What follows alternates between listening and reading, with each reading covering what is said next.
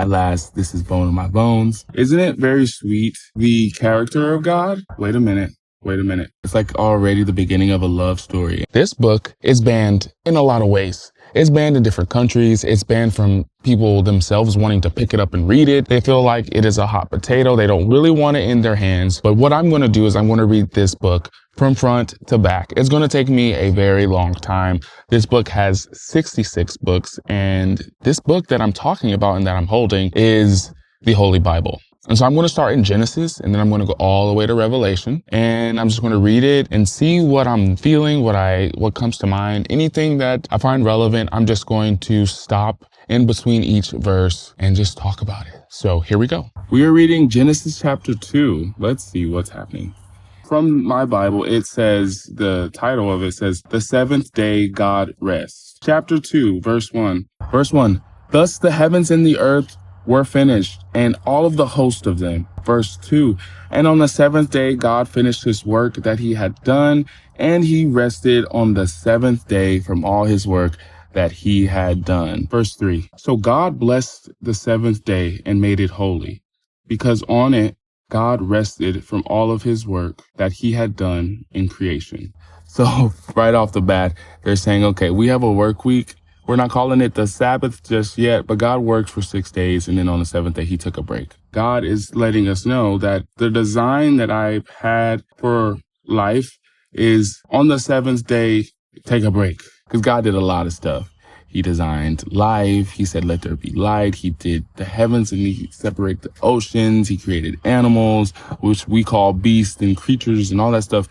God did a lot, okay? God's like, I did what I had to do. I need a break. We think that we're just supposed to go. And it says here in chapter 2 that God rested. And I think that's encouraging for us to take a break as well, right? Verse 4, it says, the creation of man and woman. These are the generations of the heavens and the earth when they were created. In the day that the Lord God made the earth and the heavens. Once again, time, generations, that reflects time. Verse 5, when no bush of the field was yet in the land, and no small plant of the field had yet sprung up. For the Lord God had not caused it to rain on the land, and there was no man to work the ground. Verse 6, and the mist was going up from the land, and was watering the whole face of the ground. Verse 7, then the Lord formed the man of dust from the ground, and breathed into his nostrils the breath of life. And the man became a living creature.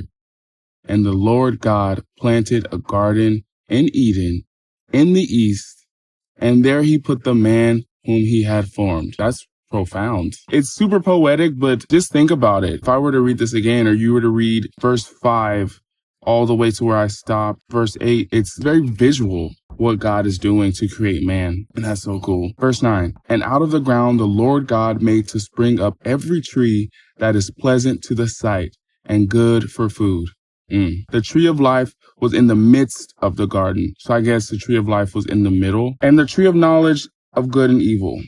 Verse 10, a river flowed out of Eden to water the garden, and there it divided and became 4 rivers. Verse 11, the name of the first is Pishon. It is the one that flowed around the whole land of Havilah, where there is gold. And the gold of the land is good. Helium and onyx stone are there. The name of the second river is Gihon. It is the one that flowed around the whole land of Cush. So from now, I'm starting to get more descripting nouns where we're naming things. And I wonder why we're seeing it now, but God is naming things and also getting very detailed. So it's not just bodies of water. They're dividing and they're splitting. And the name of the third river is the Tigris, which flows east of Assyria. And the fourth river is the Euphrates. If you know geography or know all that kind of stuff, you've heard these words before. Verse 15, the Lord God took the man and put him in the Garden of Eden. Eden is another name. We're getting all these names now. To work it and keep it. And the Lord God commanded the man, saying, you may surely eat of every tree of the garden. That's worth repeating. But of the tree of knowledge and good and evil you shall not eat. For in the day that you eat of it, you shall surely die. Is this the first command or instruction that God explicitly gives. Because remember, he says that we should be fruitful and multiply, not just to man, but even to the critters and the livestock. Is this the first instruction that God gives us? Verse 18, then the Lord God said, it is not good that the man should be alone. I will make him a helper fit for him. Oh, isn't that kind of sweet? God's like, I mean, I don't want him to be lonely or any of my creations to be lonely. So I'm going to make something to go with it. Verse 19. Now out of the ground, the Lord God had formed every beast of the field and every bird of the heavens and brought them to the man to see what he would call them. And whatever the man called every living creature, that was its name. So isn't it interesting how I was just talking about how God is naming things? It's so cool as I reread this. God does something first, and then he allows us to do it after him, which reminds me of what fathers do. So God is naming the rivers and Euphrates and Tigris and the land of Cush. And then he goes, man, I made all of these beasts and also the birds of the heavens, but I'm going to give you the job to name them. I could name them, but I'm going to give it to you. So he's already giving us a job. So for us men out there in this design in Genesis, God is saying that we have jobs to do. We should be working because God gave Adam a job, and his first job. Verse 20, the man gave names to all livestock and to the birds of the heavens and to every beast of the field. But for Adam, wait a minute. Is this the first time we hear the name Adam? That kind of comes out of nowhere. Isn't that crazy?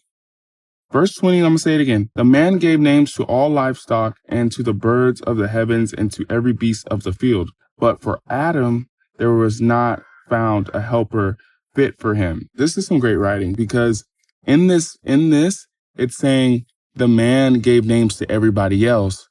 Well, not everybody, like everybody. It was just Adam, but it's saying the man gave names to everything that was created. Then it slides in his name. But then it also says amongst everything that you just named, those aren't going to be your helpers the way that I'm about to prepare. And then next verse, number 21 is, so the Lord God caused a deep sleep to fall upon the man. And while he slept, took one of his ribs and closed up its place with flesh. That sounds like surgery to me, doesn't it? You know, when they do anesthesia and you have to fall asleep real quick and then they do everything and then they put your flesh back and then you wake up like nothing happened. That sounds like the first signs of anesthesia. Isn't that quite interesting? Possibly if he was awake, obviously he'll be in excruciating pain, but that's not what God wanted. So he put him to sleep, in a deep sleep, not just any type of sleep, not like a cat nap, but deep sleep. Verse 22, and the rib that the Lord God had taken from the man, he made into a woman and brought her to the man. Isn't it very sweet, the character of God? Because God could have done this where when Adam woke up, Eve was just there. If you have any animals, dogs or something, if you're, waking up, they're waiting for you on the side of the bed, like, get up, get up, get up. But it says, once again, and the rib that the Lord God had taken from the man, he made into a woman and brought her to the man. He presented Eve to him as a gift. Isn't that very sweet? Verse 23, then the man said, this at last is bone of my bones and flesh of my flesh. She shall be called woman because she was taken out of man. And just my brain goes, well, how does he know what bones are and flesh is? But he's working with God, so I feel like that was just revealed to him. Or did he name bones and flesh? I don't think it's that deep for me to think of it that way, but that's a question that I have. But isn't it sweet how he says, she shall be called woman because she was taken out of a man, meaning she's a part of me. Verse 24, therefore a man shall leave his father and his mother and hold fast to his wife, and they shall become one flesh. And the man and his wife were both naked and were not ashamed. And that is it of Genesis chapter 2. Pretty short and simple, just very direct and straight to the point. God created man, and then he gave man a job. And then on what I would assume is the seventh day, man went into a deep sleep. And then God took the rib from man and made woman. And then when man obviously had to wake up, he goes, at last, this is bone of my bones, flesh of my flesh, and I will call her woman because she was made for man. Isn't that just so sweet? It's like already the beginning of a love story. Woman didn't just appear. Woman was brought to him. And that sounds like a gift, right? So if you made it this far, make sure you like this video and subscribe to the channel. And if you have any thoughts, make sure you put them in the comment section, and I would love to hear from you guys. And I will see you guys on the next video. God bless.